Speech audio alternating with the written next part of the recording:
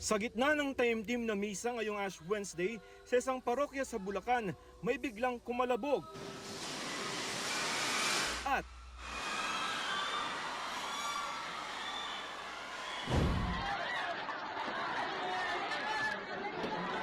bumagsak na pala ang bahagi ng second floor ng parokya ng San Pedro Apostol sa San Jose del Monte.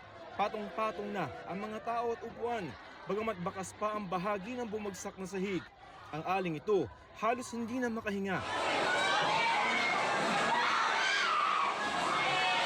Mula sa second floor, kitang-kita ang mga bumagsak na mga tao na hindi na magkamayaw sa kalituhan. Nakapwesto noon sa bumagsak na second floor si Jean Cruz. Napakarami raw na nakapila para magpakrus ng abosa noon-noon. Ay, ang dami! Ang dami! Mamaya-maya, hindi pa tapos gumanyan na yung... Basta, bang! Ano ginawa mo? Eh di, ginaganyan ko yung mga silya, madadaganan ako eh. May humatak sa akin na parang dugon-dugo na nga ang mukha niya, hinatak akong palabas. Si Erlina de la Cruz na nasa second floor din, nakabitin daw nang bumagsak ang sahig. Pagbagsak ng kahoy, natingnan ko marami ng mga tao sa baba. Pag sabi ko, pasensya na lang kayo, matamak ako sa iyo. Ay, nag-iriyakan na, nag-siyak ng, anak ko, nasaan ka?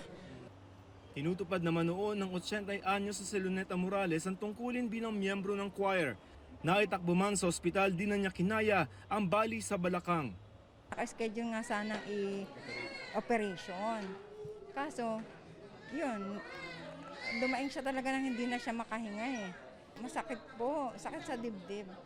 Siyempre masakit po sa dibdib bilang anak.